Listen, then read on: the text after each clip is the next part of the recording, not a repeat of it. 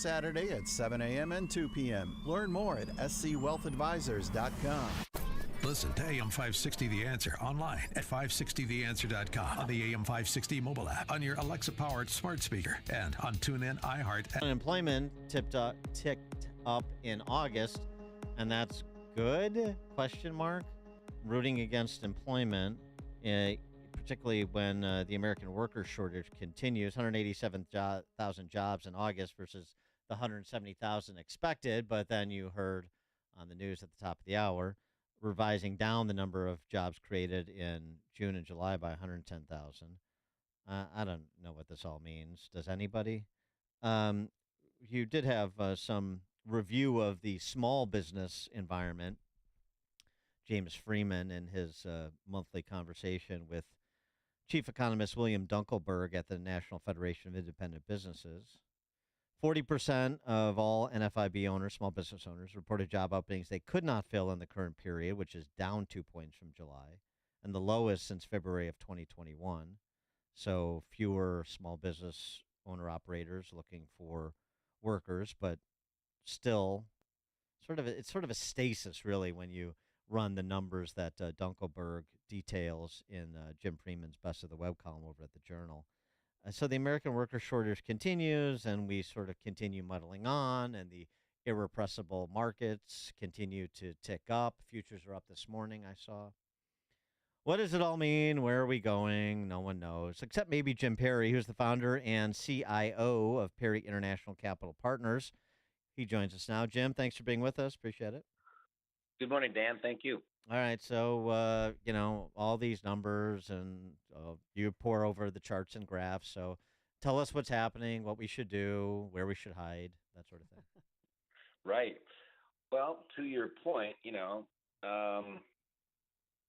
the job growth in the country is slowing, and small businesses tend to be most exposed to employment situations on a short-term basis. There is a shortage of workers out there. The labor participation rate is still 62.8, which is meaning, almost 40% of the people that could be working are not working.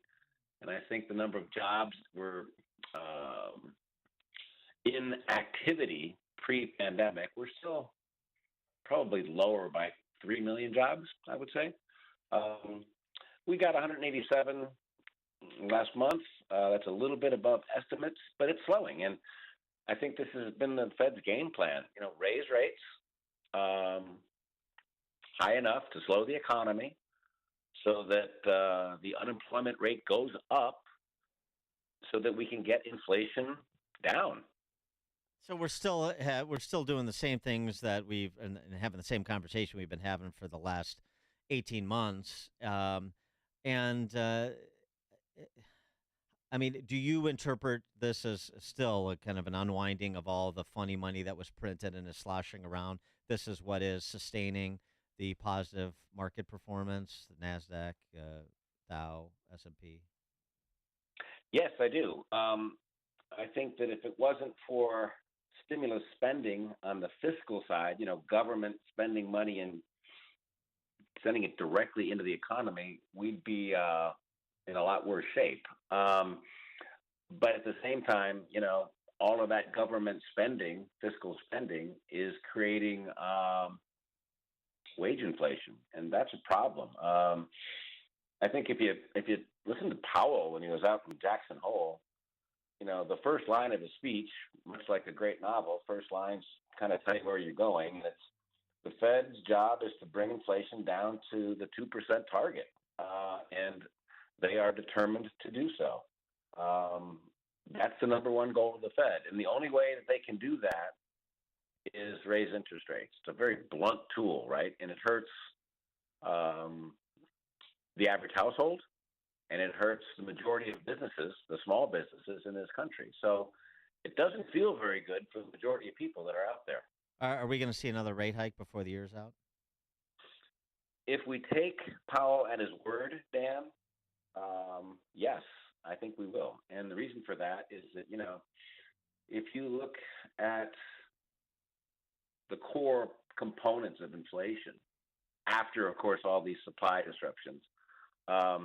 It's demand, right? So there's a demand for labor, and if you have a demand and your supply is not going up, then you have to pay up for it, right? So the Atlanta Fed, one of the regional Fed banking system banks, shows wage growth at 6%, right? 6%. They also have GDP rising in the third quarter at 5.9. So, if you've got wages growing faster than inflation and government spending growing faster than the economy, you're going to inflate. And the target is 2. And right now, if you look at the numbers that we got yesterday, the major focus of the Fed is this core personal consumer expenditures number, which sounds kind of complicated, but isn't. But, it came in at 4.2% yesterday, right? And that's a long way from 2. I think the easy reductions have been put into place, and from here on out, it's going to get tough to get inflation down to target. 6% GDP growth. I mean, that's a boomlet. I mean, with all this talk of stagflation is by the boards. I mean, the economy's booming. Well, it's when you look at output, it's nominal, right? So that means inflation's in there too. So retail sales, they went up 1% in July. That was a number that just came out as well. I would say 3/4 of that is price increases, right? And GDP at 5.9%, arguably 3/4 of that is inflation too, right? So the government likes inflation, right? And Wall Street likes inflation. Corporate America likes inflation, but they don't like higher interest rates. So slowly but surely, these higher rate hikes are going to slow things down, and they're going to have to keep hiking to get inflation down to this 2% level, which is a long way away. What's it like in Europe? Are they suffering the same high inflation rates? Oh, yeah, Amy, they are. I mean, it's worse. The biggest issue over there last year was energy.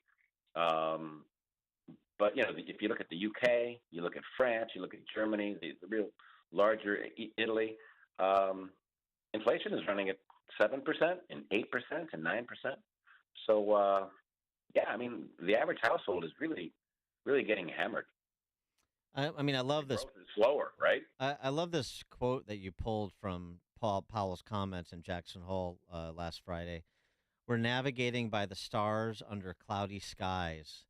Boy, that sounds like a real hard-headed, economics-based strategy for monetary policy. He sounds like as mystical as I always characterize him as being. I mean, we might as well go to the Oracle of Delphi and ask where rates should be. I know. He almost sounds like an artist or somebody sitting around a campfire singing Kumbaya. I mean, it's you don't expect that from a Fed chairman, and I find it almost insulting, really, that he's talking about starry skies. This is like a Van Gogh painting or something. Yeah, well, right, yeah. Well, I mean, it's a lot more serious than that. Well, right. I mean, it doesn't inspire a lot of confidence, and yet, as you say, in this inflationary environment, returns provides good returns for equity holders and their 401ks, and so everything is hunky-dory until it isn't. Interestingly, looking at your newsletter, you're not exactly bullish on equities based on what I see in your capital portfolio. That's correct, and I think it's very important for your listeners to kind of make the distinction here about this economic growth. Little boomlet 5.9 is one thing, but then you got to figure out where it's coming from. And I also wrote a week before last about this new political subsidy economy, and this is probably the key issue that everybody needs to understand. I mean, small businesses are having trouble, and manufacturing's going down, and small business confidence is falling again.